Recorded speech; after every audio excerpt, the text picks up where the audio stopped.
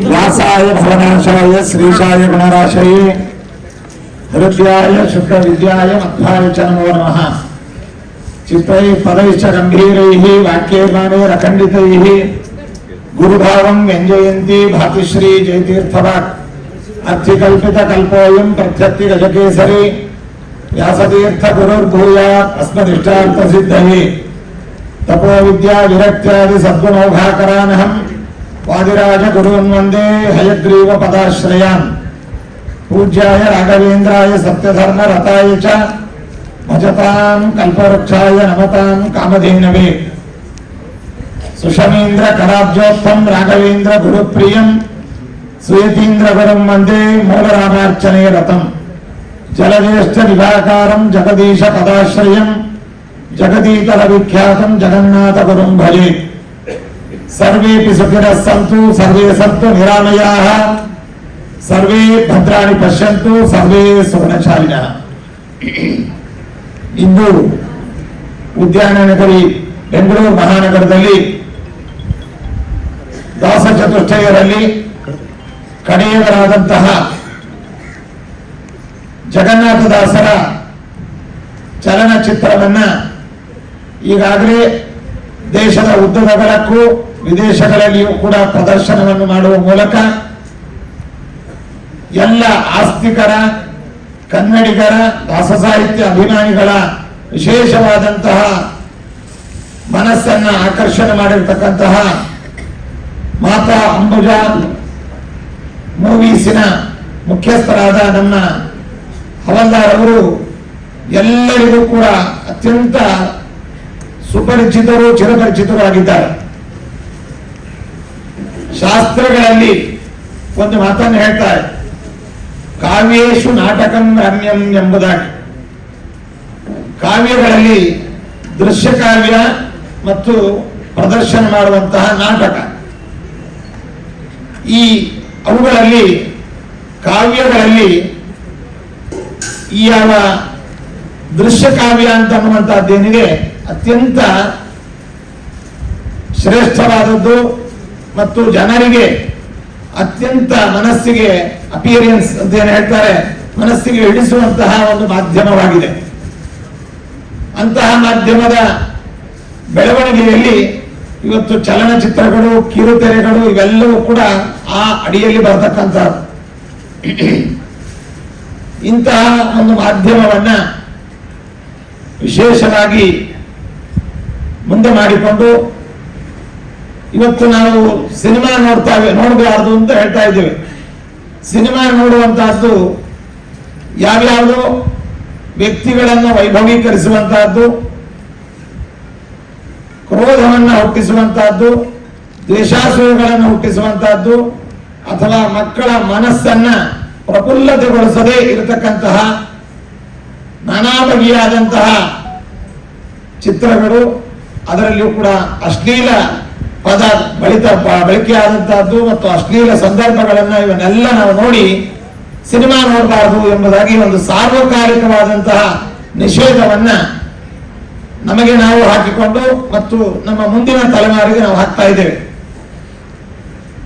ಅಂತಹ ಒಂದು ನಿಟ್ಟಿನಲ್ಲಿ ಇವತ್ತು ಸಿನಿಮಾ ನೋಡಬೇಕು ಎಂಬುದಾಗಿ ಜನಗಳನ್ನ ನಾವು ಇವತ್ತು ಪ್ರೇರೇಪಿಸಬೇಕು ಅಂತಂದ್ರೆ ಈ ತರಹದ ಸಿನಿಮಾಗಳು ನಿಜವಾಗಲೂ ಬರಬೇಕು.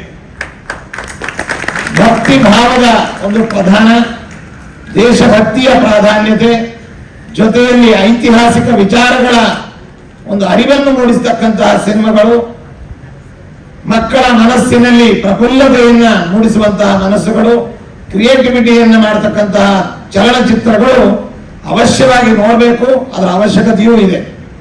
ಆ ಒಂದು ನಿಟ್ಟಿನಲ್ಲಿ ನಮ್ಮ ಈಗಾಗಲೇ ಹವಲ್ದಾರ್ ಅವರು ಅನೇಕ ಚಲನಚಿತ್ರಗಳನ್ನ ಈಗಾಗಲೇ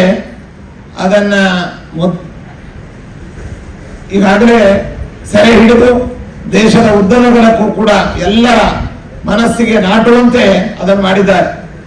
ದಾಸ ಚತುಷ್ಟಯರಲ್ಲಿ ಒಬ್ಬರಾದಂತಹ ಎರಡನೆಯವರಾದ ವಿಜಯದಾಸರ ಚಲನಚಿತ್ರ ಬಂದಿದೆ, ಜಗನ್ನಾಥ ದಾಸರದು ಬಂದಿದೆ, ಮಹಿಪತಿ ದಾಸರದು ಬಂದಿದೆ, ಪ್ರಸನ್ನ ವೆಂಕಟದಾಸರು. ಹೀಗೆ ಅನೇಕ ದಾಸ ಸಾಹಿತ್ಯದ ರಸ ಋಷಿಗಳ ನೈಜವಾದಂತಹ ಚರಿತ್ರೆ ಮತ್ತು ಅವರು ಸಮಾಜದ ಅಂಕು ಡೊಂಕುಗಳನ್ನು ತಿದ್ದುವ ಬಗೆ ಇವುಗಳನ್ನೆಲ್ಲವನ್ನ ಬಹಳ ಸುಂದರವಾಗಿ ಮೂಡುವಂತೆ ಮಾಡಿರ್ತಕ್ಕಂತಹ ಒಂದು ಕೀರ್ತಿ ಮಾತಾ ಅಂಬುಜಾ ಮೂವೀಸ್ ಅದರ ಮುಖ್ಯಸ್ಥರಾದಂತಹ ಹವಲ್ದಾರ್ ಅವರಿಗೆ ಸೇರ್ತಕ್ಕಂಥದ್ದು. ಇದರ ಜೊತೆಯಲ್ಲಿ ಅನೇಕ ಕಲಾ ರಸಿಕರು ಇದರಲ್ಲಿ ಪಾತ್ರವನ್ನ ಮಾಡಿದ್ದಾರೆ. ಕಲಾವಿದರು ಮೂರ್ತಿಮತ್ತಾದಂತಹ ಕಲೆಯನ್ನ ಅಲ್ಲಿ ಬಟ್ಟಿಗಿಡಿಸಿದ್ದಾರೆ.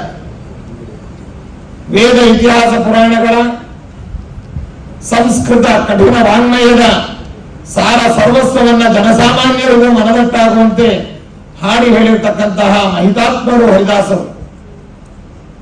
ನಮ್ಮ ಆಡು ಭಾಷೆಗಳಲ್ಲಿ, ಪ್ರಾಂತೀಯ ಭಾಷೆಗಳಲ್ಲಿ ಆ ಭಗವತ್ ತತ್ವದ ಅರಿವನ್ನ, ಶಾಸ್ತ್ರಗಳ ಮರ್ಮವನ್ನ ಚೆನ್ನಾಗಿ ತಿಳಿಸಿಕೊಟ್ಟಂತಹ ಒಂದು ಪರಂಪರೆ ಅದು ಕರ್ನಾಟಕ ಹರಿದಾಸ ಸಾಹಿತ್ಯ ಪರಂಪರೆ. ಪುರಂದರದಾಸರು ಅದಕ್ಕೆ ಮುಂಚೆ ಹೋದಾಗ ನರಹರಿ ತೀರ್ಥರಿಂದ ಹಿಡಿದುಕೊಂಡು ಇಂದಿನ ಪೂರ್ವಾರಾಧನಾ ನಾಯಕರಾಗಿರ್ತಕ್ಕಂತಹ ಮಹಾನುಭಾವರಾದ ಶ್ರೀಪಾದರಾಜರು, ವ್ಯಾಸರಾಜ ಗುರು ಸಾರ್ವಭೌಮರು, ವಾದಿರಾಜ ಗುರು ಸಾರ್ವಭೌಮರು, ರಾಘವೇಂದ್ರ ಸ್ವಾಮಿಗಳವರು, ಹೀಗೆ ಒಬ್ಬರು ಇಬ್ಬರು ಅಂತಲ್ಲ, ಎಲ್ಲ ಯತಿ ಪರಂಪರೆಯವರು ಇದ್ದಾರೆ, ದಾಸ ಪರಂಪರೆಯವರು ಇದ್ದಾರೆ. ಇಂತಹವರ ಒಂದು ಪರಿಶ್ರಮ ಅಥವಾ ಉಪದೇಶ ಅದು ಶಾಶ್ವತವಾದಂತಹ ಸಾರ್ವಕಾಲಿಕವಾದ ಉಪದೇಶಗಳಾಗಿವೆ. ಅಂತಹ ಕನ್ನಡ ಹರಿದಾಸ ಸಾಹಿತ್ಯದ ಮೂಲ ರಸ ಋಷಿಗಳು ಎಂಬುದಾಗಿ, ದಾಸ ಚತುಷ್ಟಯರು ಎಂಬುದಾಗಿ ಪ್ರಸಿದ್ಧರಾದ ಪುರಂದರದಾಸರು, ವಿಜಯದಾಸರು, ಗೋಪಾಲದಾಸರು, ಜಗನ್ನಾಥದಾಸರು ಮತ್ತು ಅವರ ಶಿಷ್ಯ ಪ್ರಶಿಷ್ಯ ಪರಂಪರೆಯ ಎಲ್ಲ ಆ ಒಂದು ಮಹಿಮೆಯನ್ನ ಮತ್ತು ಅವರ ಆಗಿನ ಕಾಲದ ಸನ್ನಿವೇಶಗಳನ್ನ ಬಹಳ ಚೆನ್ನಾಗಿ ತಿಳಿಸುವ ನಿಟ್ಟಿನಲ್ಲಿ ಈಗಾಗಲೇ ಕೆಲವು ಸಿನಿಮಾಗಳು ಮೂಡಿ ಬಂದಿದ್ದಾವೆ. ಇವತ್ತಿನ ಆಧುನಿಕ ಯುಗದಲ್ಲಿ ಸಿನಿಮಾವನ್ನ ಚಿತ್ರಣ ಮಾಡೋದಾದ್ರೆ ನಾವೆಲ್ಲ ಸ್ಟುಡಿಯೋದಲ್ಲಿ ಮಾಡುವಂತಹದ್ದು ನೋಡ್ತಾ ಇದ್ದೇವೆ. ಇಂಡೋರ್ ಶೂಟಿಂಗ್, ಇದು ಹಾಗಲ್ಲ, ಎಲ್ಲ ಔಟ್ಡೋರ್ ಶೂಟಿಂಗ್ ನಲ್ಲಿ. ಮತ್ತೆ ಅದಕ್ಕಾಗಿ ಪ್ರೊಫೆಷನಲ್ ತುಂಬಾ ಆರ್ಟಿಸ್ಟ್ಗಳನ್ನ ಹಿಡಿದು ಮಾಡುವಂತಹ ಸಿನಿಮಾಗಳಿದ್ದಾವೆ. ಆದ್ರೆ ಇವತ್ತು ಜನಸಾಮಾನ್ಯರನ್ನ, ಜನರ ಮಧ್ಯದಲ್ಲಿರತಕ್ಕಂತಹ ಕಲಾವಿದರನ್ನೇ ಆಯ್ಕೆ ಮಾಡಿ ಅವರ ಕಲೆಯನ್ನು ಅರಳಿಸುವ ನಿಟ್ಟಿನಲ್ಲಿ ಕಲಾಭಿವ್ಯಕ್ತಿಯನ್ನು ಮಾಡುವ ಮೂಲಕ ಕಲಾರಸಿಕರ ಮನಸ್ಸನ್ನು ಕೂಡ ಆಕರ್ಷಿಸುವ ನಿಟ್ಟಿನಲ್ಲಿ ಇದು ಯಶಸ್ಸನ್ನು ಗಳಿಸಿರತಕ್ಕಂತಹದ್ದು ನಮ್ಮ ಮಾತಾ ಅಂಬುಜಾ ಮೂವೀಸ್ನ ಮೂಲಕವಾಗಿ ನಡೆದಿದೆ. ಆ ನಿಟ್ಟಿನಲ್ಲಿ ಜಗನ್ನಾಥದಾಸರ ಚಿತ್ರ ಮೊದಲನೇ ಭಾಗ ಈಗಾಗಲೇ ಬಂದಿದೆ. ಎರಡನೇ ಭಾಗದ ಇವತ್ತು ಧ್ವನಿ ಮುದ್ರಿಕೆಯ ಒಂದು ಬಿಡುಗಡೆ ಇತ್ಯಾದಿ ಕಾರ್ಯಕ್ರಮಗಳು ನಡೆದಿದೆ. ದಾಸರು ವಿಶೇಷವಾಗಿ ತೀರ್ಥಕ್ಷೇತ್ರಗಳನ್ನ, ಪ್ರಮೇಯ ಭಾಗವನ್ನ ಮತ್ತೆ ಅದೇ ರೀತಿಯಾಗಿ ಭಗವನ್ಮೂರ್ತಿಗಳನ್ನ, ಭಾಗವತವನ್ನ, ಕೃಷ್ಣನ ಲೀಲೆಯನ್ನ, ರಾಮಾಯಣವನ್ನ, ಮಹಾಭಾರತವನ್ನ ದಾಸರು ಯಾವ ಮೂಲೆಯಲ್ಲಿರ್ತಕ್ಕಂತಹ ಸಂಸ್ಕೃತ ಸಾಹಿತ್ಯವನ್ನು ಬಿಡದೆ ಎಲ್ಲವನ್ನೂ ಕೂಡ ಸುಲಲಿತವಾದಂತಹ ಪದ ಜಾಲಗಳ ಮೂಲಕವಾಗಿ ಆಡು ಭಾಷೆಯಲ್ಲಿ ಆ ಎಲ್ಲ ಪ್ರಮೇಯಗಳನ್ನ ತಿಳಿಸಿಕೊಟ್ಟಿರ್ತಕ್ಕಂತಹದ್ದು ನಿಜವಾಗಲೂ ಕೂಡ ದಾಸರ ಒಂದು ವಿಶೇಷವಾದ ಅನುಗ್ರಹ, ಕರುಣೆ ನಮ್ಮೆಲ್ಲ ಆಸ್ತಿಕ ಜನತೆ ಮೇಲೆ, ಅದರಲ್ಲೂ ಕನ್ನಡಿಗರ ಮೇಲೆ ಆಗಿದೆ ಎಂಬುದನ್ನ ಈ ಸಂದರ್ಭದಲ್ಲಿ ಹೇಳ್ತಾ, ಇವತ್ತಿನ ಏನು ಧ್ವನಿ ಮುದ್ರಿಕೆ ಬಿಡುಗಡೆ ಆಯಿತು, ಇನ್ನು ಮುಂದೆ ಇದು ಪೂರ್ಣಾವಧಿಯ ಸಿನಿಮಾ ಕಾರ್ಯಕ್ರಮ ಆಗಸ್ಟ್ನಲ್ಲಿ ಆಗುವಂತಹ ಮುಂದೆ ಬಿಡುಗಡೆ ಆಗಲಿದೆ ಎರಡನೇ ಭಾಗದ ಸಿನಿಮಾ. ಇದನ್ನೆಲ್ಲವನ್ನು ನಾವೆಲ್ಲರೂ ಕೂಡ ನಾವು ನೋಡೋದಲ್ಲ, ಇವತ್ತು ನಮ್ಗೆ ಇಲ್ಲಿ ನೋಡಿದಾಗ ಎಲ್ಲ ಹಿರಿಯರು ಬಂದಿದ್ದಾರೆ. ಮುಖ್ಯವಾಗಿ ಇಂತಹ ಕಾರ್ಯಕ್ರಮಗಳಿಗೆ ನಾವು ಕಿರಿಯರನ್ನ ಕರ್ಕೊಂಡು ಬರಬೇಕು. ಅವರಿಗೆ ನಮ್ಮ ಸಾಹಿತ್ಯದ, ನಮ್ಮ ಸಾಂಪ್ರದಾಯಿಕವಾದಂತಹ ನಮ್ಮ ಇತಿಹಾಸದ ಪರಿಚಯ ಅವರಿಗಾಗಬೇಕು. ಹಾಗಾಗಿ ಇನ್ನು ಮುಂದಿನ ಕಾರ್ಯಕ್ರಮಗಳಲ್ಲಿ ಇಲ್ಲಿ ಬಂದಂತಹ ಎಲ್ಲ ಪೋಷಕರು, ಪಾಲಕರು, ತಂದೆ ತಾಯಿಗಳು ಅವರ ಮಕ್ಕಳನ್ನ ಕರ್ಕೊಂಡು ಬರ್ಬೇಕು. ಇವತ್ತು ನಾವು ಯಾವುದೋ ಹೊಡೆದಾಡುವ ಸಿನಿಮಾನ್ನ ಅಥವಾ ಮತ್ತೆ ಯಾವುದೋ ಆಸ್ಟ್ರೇಲಿಯಾ ಸಿನಿಮಾಗಳಿಗೆ ನಾವೆಲ್ಲ ಫ್ಯಾಮಿಲಿ ಸಮೇತವಾಗಿ ಹೋಗಿ ಕೂತು ನೋಡ್ತೇವೆ. ಆದರೆ ಭಕ್ತಿ ಪ್ರಧಾನವಾಗಿ ಭಾವುಕತೆಯನ್ನ ಅವರಲ್ಲಿ ಪ್ರಚೋದನೆಗೊಳಿಸುವಂತಹ, ಇತಿಹಾಸ ಪ್ರಜ್ಞೆ ಮೂಡಿಸುವಂತಹ, ಮತ್ತೆ ಭಗವತ್ ತತ್ವದ ಅರಿವನ್ನು ಮೂಡಿಸುವಂತಹ ಈ ತರಹದ ಚಿತ್ರಗಳು, ಅದರ ಸಂಬಂಧಪಟ್ಟ ಕಾರ್ಯಕ್ರಮಗಳಿಗೆ ಮುಖ್ಯವಾಗಿ ನಮ್ಮ ಮಕ್ಕಳುಗಳನ್ನ ನಾವು ಕರ್ಕೊಂಡು ಬರಬೇಕು ಎಂಬುದನ್ನ ಈ ಮೂಲಕವಾಗಿ ಸೂಚನೆಯನ್ನು ನೀಡ್ತಾ, ಬೇಗ ಈ ವಿಜಯ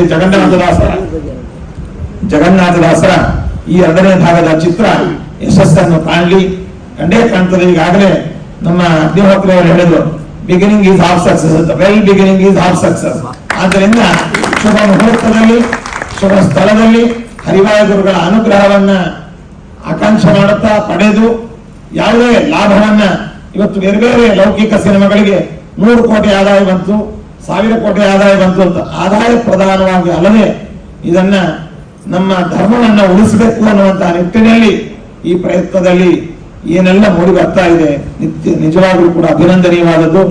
ಇದರ ಮುಖ್ಯಸ್ಥರಾದ ಹವಲ್ದಾರರು ಮತ್ತು ಕಲಾವಿದರು, ಕಲಾಕಾರರು, ಪ್ರತ್ಯಕ್ಷವಾಗಿ ಪರೋಕ್ಷವಾಗಿ ಇದರ ಯಶಸ್ಸಿಗೆ ಕಾರಣರಾದವರು, ಮುಖ್ಯವಾಗಿ ಈ ಸಿನಿಮಾಗಳನ್ನು ನೋಡಿ ಪ್ರೋತ್ಸಾಹಿಸಿರ್ತಕ್ಕಂತಹ ಪ್ರೇಕ್ಷಕರು ಎಲ್ಲರಿಗೂ ಭಗವಂತ ಹರಿವಾಯ ಗುರುಗಳ ಅನುಗ್ರಹವಾಗಲಿ ಈ ಸಂದರ್ಭದಲ್ಲಿ ಹೇಳ್ತಾ, ಇದೇ ಸಂದರ್ಭದಲ್ಲಿ ಔಚಿತ್ಯಪೂರ್ಣವಾದಂತಹ ಮತ್ತೊಂದು ಕಾರ್ಯಕ್ರಮ, ಕಟಗೇರಿ ದಾಸರು ಅವರು ಶತಾಯುಷಿಗಳು.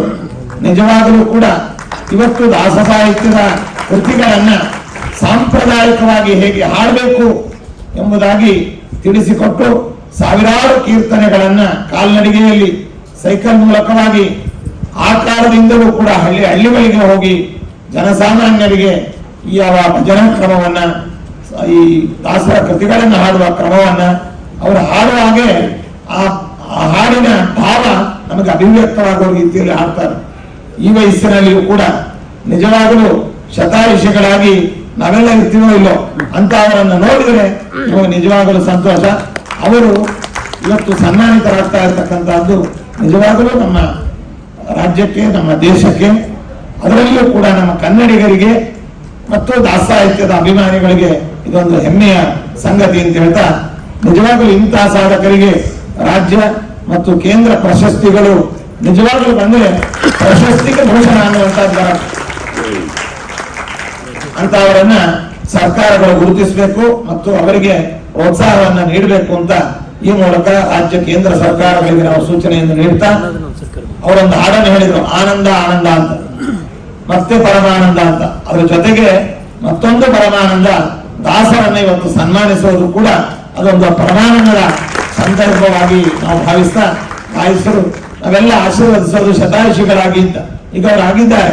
ಇನ್ನು ಅದರ ಮೇಲೆ ಹೇಗೆ ನಮ್ಮ ದಾಸಾಹಿತ್ಯ ಪ್ರಪಂಚದಲ್ಲಿ ಭಾವಿ ಸಮೀರರಾದ ವಾದರಾಜ ಗುರುಸಾರವರು 120 ವರ್ಷಗಳ ಕಾಲ ಸಾರ್ಥಕವಾದಂತಹ ಬಾಳನ್ನು ಬಾಳಿ ಸಮಾಜದ ಅಂಕುಡೊಂಕನ್ನ ತಿದ್ದಿ ನಮ್ಮನ್ನೆಲ್ಲ ಅನುಗ್ರಹಿಸಿದ್ದಾರೆ. ಅದರಂತೆ ಕಟಗೇರಿ ದಾಸರು ಕೂಡ ದಾಸ ಸಾಹಿತ್ಯದ ಪ್ರಚಾರ ನಿರಂತರವಾಗಿ ಮಾಡ್ತಾ ಅವರು 120ಕ್ಕೂ ಮಿಗಿಲಾದ ಸಾರ್ಥಕ ಬಾಳನ್ನ, ಆರೋಗ್ಯವಾದ ಬಾಳನ್ನ ಬಾಳಲಿ ಭಗವಂತ ಅವರನ್ನು ಅನುಗ್ರಹಿಸಲಿ ಎಂದು ಸಂದರ್ಭದಲ್ಲಿ ಹೇಳ್ತಾ, ವೇದಿಕೆ ಮೇಲೆ ಅನೇಕ ಜನ ದಾಸ ಸಾಹಿತ್ಯಕ್ಕೋಸ್ಕರವಾಗಿ ತಮ್ಮನ್ನು ತಾವು ಗುರುಪಾಗಿಟ್ಕೊಂಡಂತಹ ನಮ್ಮ ಅಗ್ನಿಹೋತ್ರಿ ಅವರು, ಬಹುಶಕ್ತಿ ಗುರುರಾಜ್ ಅವರು, ಹವಲ್ದಾರ್ ಅವರು, ಇನ್ನಿತರರು ಅನೇಕರಿದ್ದಾರೆ. ಅವರೆಲ್ಲರಿಗೂ ಕೂಡ ಹರಿವಾಯ ಗುರುಗಳು ಅನುಗ್ರಹಿಸಲಿ ಅಂತ ಹೇಳ್ತಾ, ಈ ತರಹದ ಕಾರ್ಯಕ್ರಮಗಳಿಗೆ ನಾವು ನಮ್ಮ ರಾಘವೇಂದ್ರ ಸ್ವಾಮಿಗಳವರ ಮಠದ ವತಿಯಿಂದ ಮತ್ತು ವೈಯಕ್ತಿಕವಾಗಿ ನಾವು ಎಲ್ಲ ರೀತಿಯಲ್ಲಿ ತನುಮನ ಧನಗಳಿಂದ ನಾವು ಸಂಪೂರ್ಣವಾಗಿ ಆಶೀರ್ವದಿಸಿ ಸಹಕರಿಸ್ತೇವೆ ಅಂತ ಹೇಳ್ತಾ ಎಲ್ಲರಿಗೂ ಶುಭವನ್ನು ಕೋರ್ತಾ ಇದ್ದೇವೆ. ಸರ್ವೇ ಜನ ಸುಖಿನೋ ಭವಂತು, ಸಮಸ್ತ ಸನ್ಮಂಗಳಾನಿ ಭವಂತು.